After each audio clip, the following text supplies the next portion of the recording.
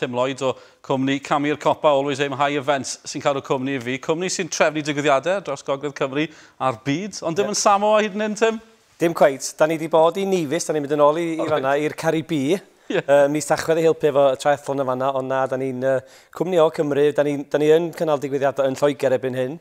Ond na, da ni'n fama di cartra ni lle, a fama fydda ni'n trio tynnu pobl i fewn i'r ardal yma i gwario pres, i cefnogi economi lleol. Dyna beth sy'n pwysig i ni, bod pobl yn dod yma i wario pres. A ges i ni cychwyn 5 mlynedd yn ôl, da ni'n gwybod, da ni wedi creu 15 miliwn i'r economi lleol trwy'r digwyddiadau chwaraeon yma da ni'n trefnu.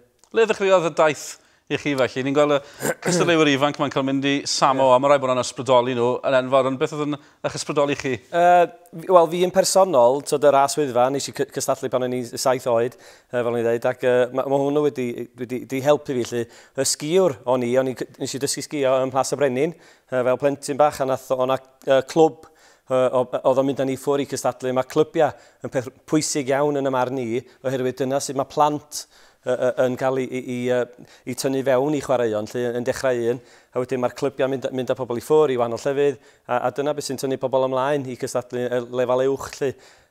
Ond na, efo'r digwyddiadau, o'n i dwi'n trefnu digwyddiadau fy hun yn lleol efo Clwb Rhedag Eryri am flynyddoedd. Wedyn nes i dechrau cwmni yma efo partner fi, Nigel Kendrick, mae yna 2 ohonon ni fel cyfarwyddwyr yn yr cwmni, a da ni wedi bod yn trefnu digwyddiadau yma dros 5 mlynedd dwytha. A miloedd a miloedd o bobl yn dod yma i Cymru o tu allan erbyn hyn i weld faint mor prydferth ydy'r rhan yma'r wlad. Fi'n gwybod bod yna filoedd yn dod, ac mae'n anodd cael stafell gwesti weithiau.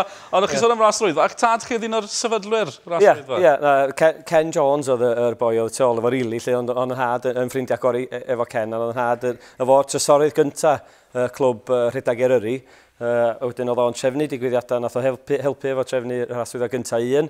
Ac wrth gwrs, oedd o ar y pryd, oedden ni'n hapus iawn bod fi gorau mynd allan i Rhedag Mynydd, pan o'n i'n 6 oed, ond do'n ni'n llawer o dewis.